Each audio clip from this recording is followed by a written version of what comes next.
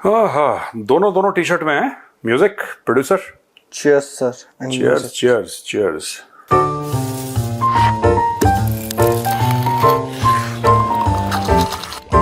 Cheers. बताओ producer, क्या खबर है? बताओ पहले, सबसे पहले खबर बताओ। खबर उर्दू चेक करें मेरी खबर। मैं स्टेथोस्कोप भूल गया हैं? स्टेथोस्कोप भूल गया सर। कोई बात नहीं, स्टेथोस्कोप उसको बोलो चंदन को एक मंगवाएगा मार्केट से। मार्केट से एक स्टेथोस्कोप मंगवाएगा चंदन। इंडिया वाले लोग, इंडिया वाले जो इंडिया के लोग हैं, ये गंदे जो हैं, ये साजिश करने वाले जो हिंदू हैं, उनका वो स्टेथोस्कोप से। हाँ चलो बताओ आगे। नुक्ता चेक करेंगे। सर, पीसीबी ने सेंट्रल कॉन्ट्रैक्ट रिलीज किया है 2025-26 के इंटरनेशनल सेशन के लिए। पाकिस्तानी प्लेयर पीसीबी ने सेंट्रल कॉन्ट्रैक्ट रिलीज, अच्छा प्लेयर्स वाला जो कॉन्ट्रैक्ट। हाँ जी, 2025-26 के इंटरनेशनल सेशन के लिए। इसमें बॉब्जी द कैंग और रिजू मिया द चादरेंग को डिमोट कर दिया गया है। पहले कैटेगरी ए में थे, अब आई थिंक बी या सी में चले गए हैं। मतलब जो भी डाउन हो गया उन लोगों का वो कैटेगरी। पाकिस्तान मीडिया में ये डिस्कशन लगातार हो रहा है कब लोग पाकिस्तान क्रिकेट छोड़ देंगे। मोहम्मद रिजवान और Babar Azam, Bobji the Kang, because उनको डिमोट कर दिया। कभी नहीं करेंगे, कभी नहीं करेंगे। आप लिख के ले लो कि ये ब्लैकमेल कर रहे हैं, ये पैसा डालेंगे, इनके बैकर्स जो हैं वो पैसा डालेंगे। पाकिस्तान में जो पीआर फर्म्स हैं, अभी तराने रिलीज होंगे, बड़े बड़े जो सेलिब्रिटीज हैं वो ट्वीट करेंगे, इंस्टाग्राम पे स्टोरीज डालेंगे, पीसीबी पे शदीद प्रेशर होगा। शदीद, आप मेरी उर्दू चेक करें, आप ये देखिए प्रेशर होगा। ऐसे मत चेक करें, स्टेथोस्कोप लेकर आए तब चेक करें मेरी उर्दू। तब ऐसे चश्मे से क्या होता है। बस ये होने वाला है, कुछ नहीं हो रहा। लालची लोग हैं यार, ऐसा पैसे मिल रहे हैं इनको। अब देखो ये क्या चाह रहे हैं, हमने अपना नाम बना लिया, चाहे हम परफॉर्म करें। आपने पता है विराट कोहली भी इस लेवल पे आके उसने डोमेस्टिक खेला था, obviously, because he was not scoring runs. Rohit Sharma. तो if Virat Kohli and Rohit Sharma can play domestic, ठीक है, you should also be able to have the same standards of professional behaviour. मैं ये नहीं कह रहा कि कौन बड़ा खिलाड़ी है, मैं उसमें नहीं जा रहा, मैं I am not going into that debate. I am saying that Rohit Sharma and Virat Kohli have displayed professionalism. और जब उनको ऐसा लगा कि भाई अब T20 हमारे बस का नहीं है, उम्र बढ़ रही है, they are now in the 30s, जैसे कि नहीं this is young man's game, हम नहीं खेल सकते, दे सेड कि हम नहीं खेलेंगे, दे अनाउंस द रिटायरमेंट। हो गया ना, कहानी खत्म। That is how professional. ये पाकिस्तान में चिपका रहेगा 60 साल की उम्र तक, तब तक ऐसे पकड़ के, जब तक डायरेक्टली इस टीम से डायरेक्टली सीनियर वाले में नहीं चला जाएगा जो खेल रहे थे, जिससे इंडिया ने वॉकआउट करा, डायरेक्टली इससे उसमें जाना चाहते हैं कि लास्ट तक खेलते रहे, फिर अपने दामाद, भतीजे, भांजे सबको फिट करके। इतिहास रहा है सर। हालांकि एक तो रिटायरमेंट के बाद वापसी पे एक ने तो भाई वर्ल्ड कप जिता दिया, बाकी तो वो नहीं। He went, जनरल जियाउल हक रिकॉल्ड हिम। जनरल जिया प्रेसिडेंट हुए पाकिस्तान के उस वक्त, ही रिकॉल्ड इमरान खान। इमरान खान की बात कर रहे हो ना? Imran Khan was recalled and he won the world cup 1992। Imran Khan करोड़ों में एक था। 1992 का वर्ल्ड कप इमरान खान की लीडरशिप में पाकिस्तान ने जीता था। इमरान खान करोड़ों में एक था। एक और बनना चाहा सर। जो आदमी इमरान खान से कंपेयर करता है, ये बाबर आजम इमरान खान के सामने टुटपुंजियां हैं यार, ये छोटे छोटे चूहे हैं उसके सामने। पर किससे ये कुछ भी बोलते हैं यार पाकिस्तानी, मतलब डिल्यूजनल। एक ने कोशिश की थी, उसने बोला नहीं, लेकिन उसने वही कोशिश की कि आई थिंक 3 या 4 बार रिटायरमेंट लिया। तीनों 4 बार जब देखा कि अच्छा नहीं बुला रहा है कोई, अच्छा नहीं मैं रिटायरमेंट से वापस आ गया।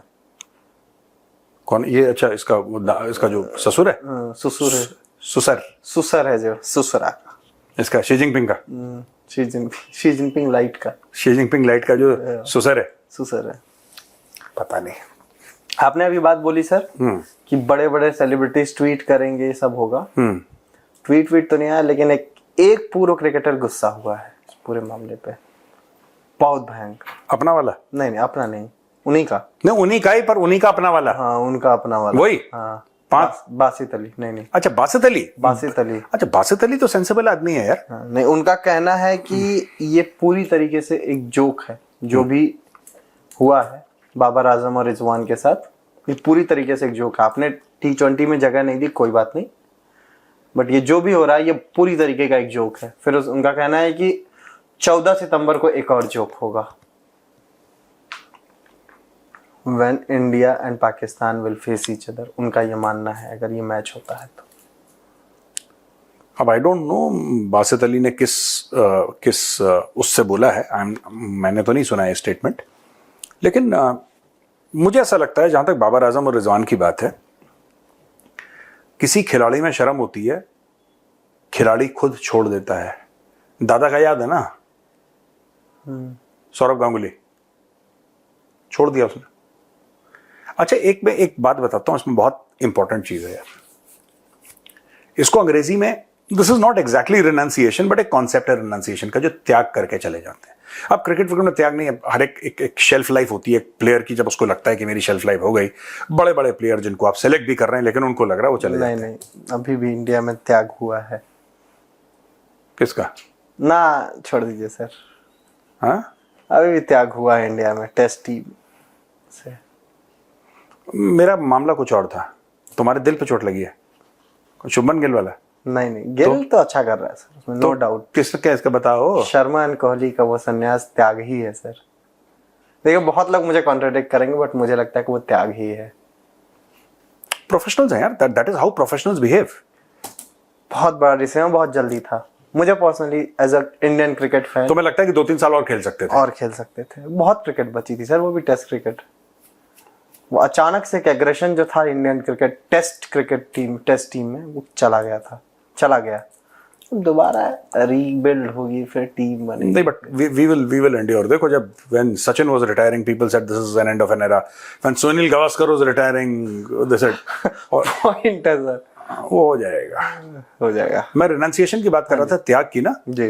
भारत में रहा है, और मैं सिर्फ एक एग्जांपल देता हूं कि मैं कंपैरिजन तो हो नहीं सकता, इंसान का और भगवान का कोई कंपैरिजन नहीं है। इंसान होता है, भगवान होते हैं।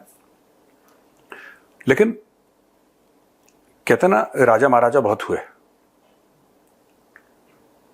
बड़े बड़े, और प्रभु श्री राम से बड़े बड़े राजा महाराजा भारत में इन टर्म्स ऑफ वेल्थ, पैसे के मामले में, और जमीन का जो उनका जो राजपाट था उस मामले में, धन के मामले में, उनसे बड़े बड़े राजा हुए। पूजा प्रभु श्री राम की क्यों होती है? जिस दिन उनके पिताजी ने बोला कि आपको वनवास जाना है, और उन्होंने बोला कि जी, जो आपका आदेश, मैं वनवास जाऊंगा। कई लोगों का यह मानना है कि उस दिन वो अवतार तो थे ही, उस दिन वो भगवान बन गए। क्योंकि जो ये बोल दे कि मैं राजा सबसे बड़े बेटे थे, मैं राजा बनने वाला हूं और मैं त्यागता हूं, स्वेच्छा से जाओ। वो ये भी कह सकते थे कि मेरे पिताजी ने जो अपनी जबान दी थी, या जो वादा करा था, जो वचन दिया था, वो मुझसे पूछ के थोड़ा ना दिया था। How can you give a promise about me without asking me? मान रखा ना, यही भगवान बनने का यही पथ है। उसी रघुकुल में राजा मानधाता जैसे महान वो हुए, वीर हुए, जो जिन्होंने कितनी लड़ाइयां लड़ी हैं। राजा दिलीप जैसे वो हुए, पता नहीं, मतलब लिस्ट रघुकुल के देख ली तो बहुत बड़े बड़े नाम है। तो बेसिकली क्या है कि जो मैं रिनाउंसिएशन की बात कर रहा हूं ना, कि स्वेच्छा से कोई चीज छोड़ना, ये बहुत बड़ी चीज होती है। और मैं इनको क्रिकेटर से कंपेयर नहीं कर रहा, पर मैं कहता हूं कि जो भी कुछ छोड़ता है ना, उसके पास था लेकिन वो छोड़ के चला गया, इतिहास उसको याद रखता है। विराट कोहली की सेंचुरीज याद रखेंगे, इसकी अपने रोहित शर्मा की सेंचुरीज याद रखेंगे, लेकिन लोग ये भी याद रखेंगे कि किस डिसेंसी के साथ वो जब उन्होंने भारत को वर्ल्ड कप पकड़ाया, जो चैंपियंस ट्रॉफी थी, भारत को पकड़ाई, T20 वर्ल्ड कप, माफ करना, भारत को T20 वर्ल्ड कप पकड़ाया उन्होंने, और पकड़ाने के बाद बोला जी थैंक यू, हमारा काम हो गया। ये स्ट्रेंथ ऑफ कैरेक्टर। अब ये चीज अब कंपैरिजन में आ जाओ। वो तो प्रभु श्री राम की हमने बात करी थी, वो तो भगवान है, वो बिल्कुल अलग है, ठीक है, वो अलग है। अब इंसानों के बीच में आ जाओ। ये जो इन्होंने भावना दिखाई है, रोहित शर्मा ने और विराट कोहली ने, एक दिन लोगों ने बोला कि भैया राम राम, हम चले। अब बोलो, ये रगड़ेंगे अपनी एड़ियां, ये क्या नाम कहते हैं, बाबर आजम, और ये मैं चैलेंज करता हूं ये अपना वो कर दें, रिटायरमेंट अनाउंस कर दें इंटरनेशनल क्रिकेट से। मैं चैलेंज करता हूं कर दें, नहीं करेंगे। ये चिपके रहेंगे जब तक इनको बाल से पकड़ के कोई घसीट के बाहर ना निकाले, चिपके रहेंगे। मॉरल कैरेक्टर है ही नहीं यार इन लोगों में। संस्कार बड़ी चीज होती है। मॉरल कैरेक्टर नहीं, करैक्टर। मॉरल कैरेक्टर ही नहीं है। हाँ, क्रैक तो है ये सारे। क्रैक तो है ही और कैरेक्टर भी नहीं है। सही बात है। और बताओ। कल पाकिस्तान बहुत गुस्सा हुआ यूएनएससी में, बहुत गुस्सा। आग बबूला आग हो गया वो। बबूला आग हो गया। बबूले को क्या बोलते हैं इंग्लिश में? चेंज द टॉपिक से कुछ तो बोल रहे। हाँ, मुझे लगा कि तुम जवाब दोगे, बोलोगे सर मेरी अंग्रेजी चेक करें आप, और तुमने चेक करा। बाबूला। फ्रीडम फाइटर ने बोल दिया बाबूला। बाबूला इंग्लिश में बबूल को कुछ तो कहते हैं। अरे बबूल वो नहीं होता है, बबूल का तो पेड़ हुआ यार। हाँ, अच्छा, आग बबूला उस फ्रेज को। हाँ, नहीं फ्रेज का मतलब नहीं जाना मैं, ये वर्ड जो आग बबूले का बबूला है ये क्या है? बबूला। हाँ, वही तो फ्रीडम फाइटर बोल रहे हैं यार। हाँ, सॉरी मैं एग बाबूला। हाँ ठीक है, बताओ। एग बाबूला हो गया पाकिस्तान। हाँ, उसने कहा कि जो आतंकवादियों के लिस्ट है दुनिया में, हाँ, उसमें पहली बात तो केवल मुस्लिम क्यों है, दूसरे धर्म के लोग करते हैं तो इसको जो है हिंसक कृत्य कह दिया जाता है। इसको कह दिया जाता है कि ये हिंसक अपराध है, ये क्राइम है, हीनियस क्राइम्स है। बस एक धर्म विशेष को टारगेट किया जाता है। मैंने ठीक, भावना है आई। फिर उसके बाद भाई आया असली पे। हमने आतंकवाद के लिए क्या किया आपने देखा? 80,000 लोग अपने हमारे जान गंवा बैठे उसमें। हमने कहा अब गाया। यार देखो, ओआईसी है ना, ऑर्गेनाइजेशन ऑफ इस्लामिक कोऑपरेशन, 57 मुल्क हैं और उनमें से कई मुल्क बहुत रईस मुल्क हैं, ऑयल प्रोड्यूसिंग कंट्रीज हैं, वेल्थ है जी ओआईसी में। ओआईसी का मेंबर पाकिस्तान भी है। कहने की बात यह है कि अगर पाकिस्तान भी ओआईसी का मेंबर है तो ये बात पाकिस्तान ने ओआईसी को क्यों नहीं बोली कि आप ओआईसी में एक टेररिस्ट की लिस्ट निकालिए जो कि नॉन मुस्लिम्स है, उनकी भी लिस्ट निकालो। जो भी टेररिज्म करे, वो मुसलमान हो, किसी भी धर्म का हो, उसका नाम डलना चाहिए। इसमें कोई गलत चीज नहीं है। आप शुरुआत कर दो। ओआईसी की वेबसाइट है, ओआईसी की वेबसाइट पे आप डालिए, जो आप बोलिए कि हम वेबसाइट का एक सेक्शन बनाएंगे, ओनली यहाँ पे जो नॉन मुस्लिम है उनका नाम डालेंगे, आप डालो, अच्छी बात है। जो टेररिज्म करे उसका नाम डालो, जो टेररिज्म करे उसका नाम डालो। उसका मजहब मत देखो, उसका धर्म मत देखो, उसका पंथ मत देखो, डालो उसका नाम। जो कर रहा है terrorism, I agree. But Pakistan क्या कर रहा है इसके बारे में, ओआईसी क्या कर रहा है, ये देखना पड़ेगा। और दूसरी चीज जो पाकिस्तान अक्सर ये कहता है कि 80,000 जाने, 1 लाख जाने गंवाई, तो यार ये तो पाकिस्तान की गलती है ना प्रोड्यूसर, ये तो पाकिस्तान की गलती है। किसने बोला था अमेरिका की लड़ाई में कुछ, और आज वो लोग फिर वही बेवकूफी कर रहे हैं। ये भी मैंने कवर करा था आई थिंक टीसीडी में, द चाणक्य डायलॉग्स में। ये लोग फिर वही, एक तो ये रोते हैं, हाय हाय मर गए, हाय हाय 80,000 1 लाख जाने चली गई, $150 अरब का नुकसान हो गया। सारा गाना गाते हैं पाकिस्तानी कि नहीं गाते? ये पाकिस्तानी गाना गाते हैं कि हमारे साथ ये हो गया। किसी को ये नहीं बताते कि ये सब 80,000 जाने बेची थी पाकिस्तानी फौज ने। ये बेची हैं जाने, इनको पैसा मिला इसकी एवज में। डोनाल्ड ट्रंप का ट्वीट है, फिर से लगाओ प्रोड्यूसर, एडिटर, कोई बात नहीं, तुम ही लगा दो। लगा दी, ये देखिए, वो गालियां दे रहा है। जो गालियां दे रहा है ये इसके साथ बैठ के खाना खा रहे हैं। ये कहते हैं हमारी जानें चली गई 80,000, यही तो बोला उसने, 80,000 जानें चली गई in the war against terror. अब फिर जाएंगी तुम्हारी, भगवान ना करे किसी मासूम की जान जाए, लेकिन आसिम मुनीर यही करके आया है। ये फिर से होगा, ये फिर से होगा। कोई बात नहीं। भाई ने एक और बात बोली सर, इससे हमारी इकोनॉमी को अरबों डॉलर का, सैकड़ों अरबों डॉलर का नुकसान भी हुआ था। 150 अरब का फिगर कोट करते हैं पाकिस्तानी। तो ये तो इनके, ये स्वेच्छा से, इन्होंने अपनी मर्जी से तो जानेगा। नहीं, लेकिन ये वाला पॉइंट मैं समझ रहे हैं, जब इनकी इकोनॉमी को नुकसान, इतना नुकसान कैसे हो जाएगा? नहीं, इंफ्रास्ट्रक्चर का लॉस आपने कैलकुलेट करा। देखो बात यह कि बिल्डिंगें उड़ गई, लोग मर गए, तो एक आपका ब्यौरा होता है कि साहब इस हिसाब से मोटा मोटी हम लोग मानते हैं कि हमारा इतना नुकसान हुआ। मैं उसको भी डिस्प्यूट नहीं कर रहा। बात ये नहीं है कि इनकी 80,000 जाने गई, उसमें कोई डिस्प्यूट नहीं है, लाख भी गई होंगी, या इनका 150 अरब का नुकसान हुआ होगा पाकिस्तानियों का, उस पर भी मैं सवालिया निशान नहीं उठा रहा। अगर पाकिस्तान की गवर्नमेंट बोल रही है तो हुआ होगा। अगर रियासत बोल रही तो हुआ होगा, मैं उधर नहीं जा रहा। मैं सिर्फ ये कह रहा हूं कि पाकिस्तानियों को पता होना चाहिए कि इनके जर्नलों ने और उस वक्त के सियासतदान, जो भी सियासतदान थे उस वक्त के, इन्होंने जब ये हुआ था, खासतौर से मैं परवेज मुशर्रफ का यहां पे नाम लूंगा, ही इज नो मोर। तो जो इंसान इस दुनिया में नहीं है उसके ऊपर उंगली नहीं उठानी चाहिए आपको, लेकिन जो इतिहास है वो इतिहास है। पाकिस्तान ने पैसे लिए, पाकिस्तान अपनी मर्जी से इस वॉर ऑन टेरर के अंदर घुसा, पाकिस्तान अपनी मर्जी से अफगानिस्तान के अंदर घुसा, पाकिस्तान। और एक और चीज बता दूं, अक्सर लोग कहते हैं कि पाकिस्तान जो घुसा था अफगानिस्तान के अंदर वो 1979-89 के बीच में घुसा था, तब तो घुसा था, लेकिन जुल्फिकार अली भुट्टो ने अफगानिस्तान का डेस्क आईएसआई के अंदर उसके पहले क्रिएट कर दिया था। अच्छा, yes, definitely. Pakistani interference in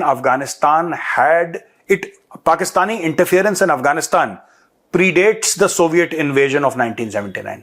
it is before that. इन्होंने करना शुरू कर दिया था, वो इनको एक ग्राउंड मिल गया, फिर उन्होंने बाकी कार्रवाई करी। एक फंडिंग वाले फंडिंग इनको 82-83 के से मिलना शुरू हुई। इनिशियली इनको फंडिंग नहीं थी, बट फिर अमेरिका ने hundreds of millions of dollars देना शुरू करा इस कोवर्ट वॉर के लिए जो अफगानिस्तान में हुआ, जिसको हम 1979-89 जो सोवियत संघ के खिलाफ इन लोगों ने कार्रवाई जो करी थी पाकिस्तानी, उसने उधर भी इन्होंने पैसे लिए थे। आज की तारीख में कहते हैं हमारी कंट्री में ड्रग्स हो गए, कालिशनकोव कल्चर है, और इतना ज्यादा सोसाइटी हमारी इतनी रेडिकलाइज हो गई। क्यों हो गई? तुम्हारे जनरल ने पैसा लिया उस चीज के लिए, आज फिर तुम्हारे जनरल उसके लिए पैसा ले रहे हैं। आपको क्या लग रहा है कि ये जो हाथों हाथ तुम्हें ले रहा है व्हाइट हाउस में और तुम्हें बुला रहा है खाने के लिए और पाकिस्तान की बड़ी तारीफ कर रहा है, वो सिर्फ वो क्रिप्टो करेंसी वाला मामला नहीं है। वो क्रिप्टो एक चीज है, that crypto thing with Pakistan is one part of the deal.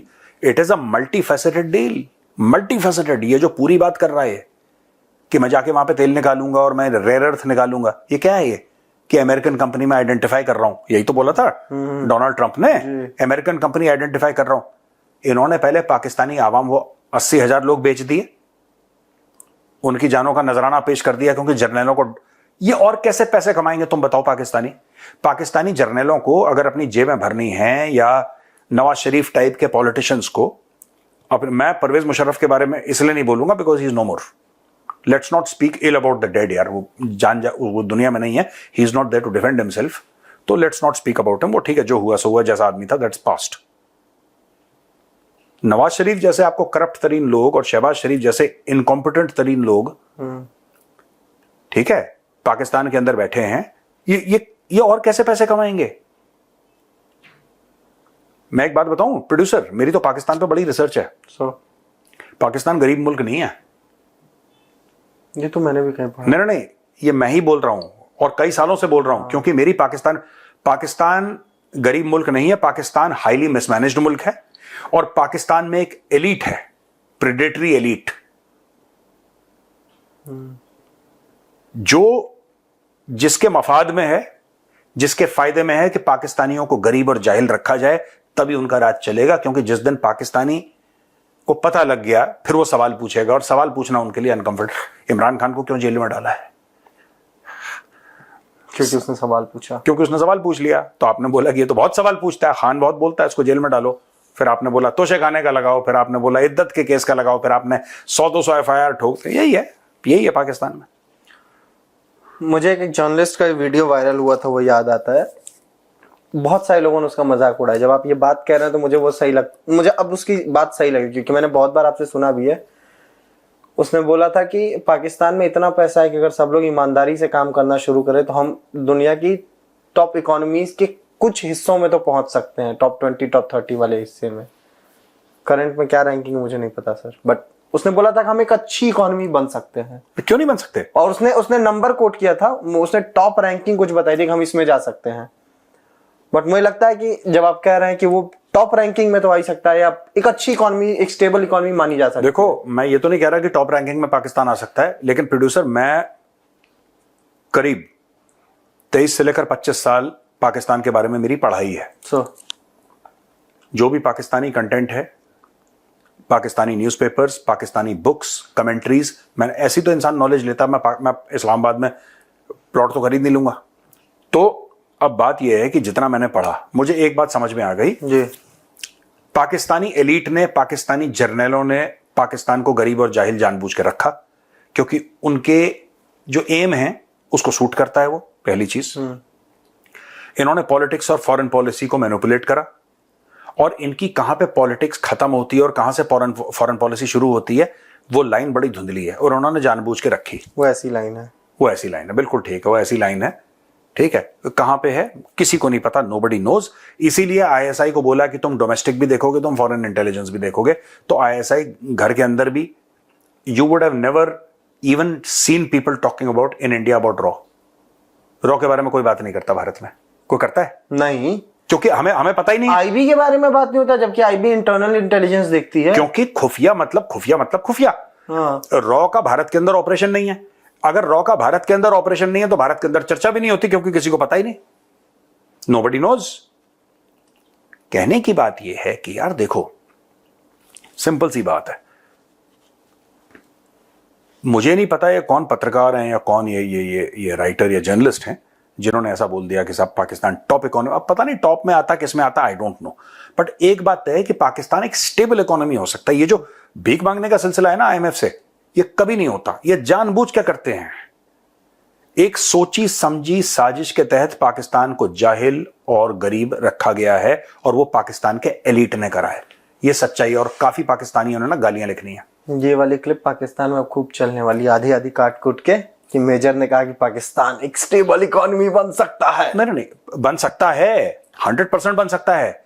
लेकिन पाकिस्तान अगर आज कसम खा ले कि स्टेबल इकोनॉमी बननी और सब कुछ ठीक करा, पाकिस्तान को 25 साल लगेंगे। क्योंकि मैं क्यों कह रहा हूं 25 साल, क्योंकि ये जो Nawaz Sharif type characters and all these फौजी जनरल्स, इन लोगों ने इतने लोन ले लिए कि भाई अगर आप आज भी स्टेबल हो गए, वो लोन तो चढ़े हैं, उनको ही चुकाने में टाइम लगेगा। उनकी चुका नहीं यार, आप पूरा ना चुकाओ, आप कुछ चुकाओगे, आपको उसका इंटरेस्ट देना पड़ेगा, वो पैसा कहां से आएगा? टैक्स से। वही तो जाहिल रखा गया है। और इन्हीं के लोगों ने ये ऑल दिस बड़ी फालतू शरीफ, उसका नाम तो नवाज बदमाश होना चाहिए, पता नहीं क्यों नवाज शरीफ उसका नाम रख दिया। मुझसे पाकिस्तानी कह रहा था, अरे आपका भारत का तो बहुत अच्छा दोस्त है। मैंने बोला बख्शो भैया, हाथ जोड़ रहे हैं, ऐसे दोस्त नहीं चाहिए। कोई नहीं सर, गिरगिट टाइप के दोस्त नहीं चाहिए हमें, भगाओ उसको। गिरगिट की भी अपनी एक वो है सर। गिरगिट की अपनी कुछ नहीं है, अपना रंग तो गिरगिट का होता है, अपना क्या है, भगाओ उसको नवाज शरीफ। उसका एक शेप तो होता है ना अपना। अब ये तुम बेसर पैर की बातें कर रहे हो, और तुम पकड़ेगा यहाँ पे प्रोड्यूसर, तुम्हारी पोल खुल गई है। ठीक है, sorry, I apologise. Carry on. आपने बोला अभी अफगानिस्तान की बात की, तो मेरी जो अगली क्वेश्चन था, मतलब क्वेश्चन क्या, मेरी जो अगली बातचीत थी सर, ये थी कि कल हमने डिस्कस किया था कि ये इशाक डर को लेके वांगी गया था वहां पे काबुल बातचीत करने। मुत्ताकी से मीटिंग हुई है इनकी, तालिबान के जो फॉरेन मिनिस्टर है। वहां पे इशाक डर ने बोला कि आप टीटीपी के खिलाफ कुछ एक्शन कीजिए, टीटीपी हमारे खिलाफ बहुत मार रहा है हमको। मुत्ताकी ने सीधा मना कर दिया क्या कि नहीं, वो आपका इंटरनल मैटर है, आप खुद देखिए। और उसी पाकिस्तान में बस चाइनीज के ऊपर जो अटैक कर रहा है, यानी कि बलोच लिबरेशन आर्मी, उसके बारे में जब वांगी कहता है कि इनके खिलाफ कुछ एक्शन करो, ये तुम आपकी धरती से आ रहे हैं या यहाँ पे कई रह रहे हैं, उसने बोला हाँ ठीक है, हम देखते हैं हम क्या कर सकते हैं। इशाक डर को सीधा मना कि तुम्हारा इंटरनल मैटर है, तुम मार खा रहे हो तो मार खाओ, घसीटे जा रहे हो घसीटे जाओ, थूक के चाटो, हमें नहीं फर्क पड़ता टीटीपी को लेके।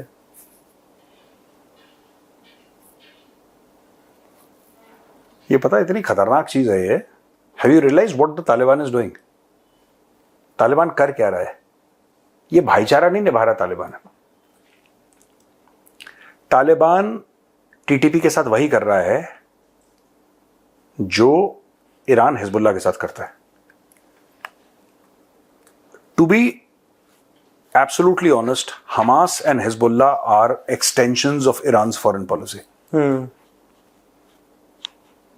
Whatever Iran's foreign policy is, good or bad, they are extensions of Iran's foreign policy. Covert extension. Similarly, the Tehreek-e-Taliban Pakistan is a covert extension of Taliban's foreign policy. Pakistan ये चाहता था कि उसको strategic depth मिले, अफगानिस्तान के अंदर strategic depth मिले, पाकिस्तान ये चाहता था। उल्टा क्या हुआ है कि अफगानिस्तान को पाकिस्तान के अंदर strategic depth मिल गई, ये मामला उल्टा पड़ गया। और पाकिस्तान में डेप्थ अलग से होने लगे। हाँ सर। सीरियसली मत लेना, पता नहीं क्या क्या बोल रहा, मुझे समझ में नहीं आया। नहीं, क्यों बम फोड़ रहा है तो गड्ढे नहीं हो रहे होंगे? हाँ, ओके, वेरी इंटेलिजेंट। देखा, कभी घमंड नहीं किया सर। ट्रम्प को स्वर्गवासी होना है। हाँ यार, ये क्या कमेंट था? मैंने सुना तो है, but I don't know. Trump का कुछ था ना? कह रहा है कि अगर I want to try to get to heaven if possible. उसने एक फॉक्स न्यूज का मॉर्निंग शो है, फॉक्स एंड फ्रेंड्स, उस पे था, तो उस पे बोल रहा है कि अगर मैंने ये रशिया यूक्रेन वॉर खत्म कर दी तो मैं स्वर्गवासी हो जाऊंगा। मरेगा नहीं, मतलब उसको स्वर्ग जाने को मिलेगा। फिर भगवान बोलेंगे क्या जा, मतलब कि ये ले साफ कर दीजिएगा बैठ। अच्छा, वहां पे भी नोबेल उसको स्वर्ग जाना है ट्रम्प को? पता नहीं उनके यहाँ कॉन्सेप्ट है कि नहीं ये वाला, लेकिन उसको जाना है। नहीं, उसको कॉन्सेप्ट क्यों नहीं? क्रिश्चियनिटी में बहुत तगड़ा कॉन्सेप्ट है, स्वर्ग जाने का। हेवन और हेल्प का कॉन्सेप्ट है। ठीक है, अब ये वहीं पे जाएगा जहां पे एप्स्टीन है। वो जेफरी एप्स्टीन है ना, वही तो स्वर्ग भी है उसके लिए। बट सॉरी सर, बट एक चीज मैं बताऊंगा। आपने कहा हेल और उसका पता नहीं, आपने पढ़ा तो जरूर होगा सर। मैंने डिटेल में नहीं पढ़ा, बट मैं जितना पढ़ा मेरे को बहुत अच्छा लगा। क्या? एक कॉन्सेप्ट है उनका ना, 7 डीमंस ऑफ नरक या कुछ ऐसा, हेल 7 डीमंस का वो स्टोरी बहुत अच्छी है सर। मतलब मैं डिटेल में नहीं पढ़ी, बट जितना पढ़ी है उसको। कहाँ पढ़ी तुमने? अलग अलग बुक्स या कुछ वेबसाइट्स ऐसे। मतलब मेरे को मुझे इस पे बुक पढ़नी है। अगर किसी के पास हो तो प्लीज कमेंट में। चंपक पढ़ी है तुमने? नहीं, 7 डीमंस ऑफ हेल सर, या 7 डीमंस ऑफ नरक, मुझे भी याद नहीं आ रहा है। उनके अलग अलग क्वालिटीज हैं और बहुत, मैं आपको ना सर्च करके दिखा देता हूँ। चौधरी साबू भी नहीं पड़ी होगी?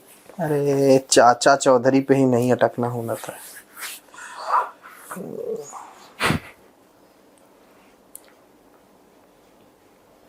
तुम वो पढ़ो ना, मिल्टन की paradise lost.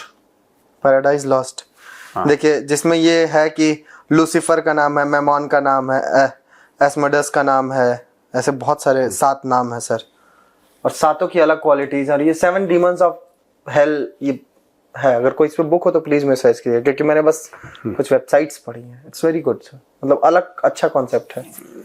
If you have the patience, read paradise lost. Paradise lost I will read sir, I will surely read if you have the patience. ठीक है, चलें सर। चलो, ऑल राइट। राम राम। जय श्री राम।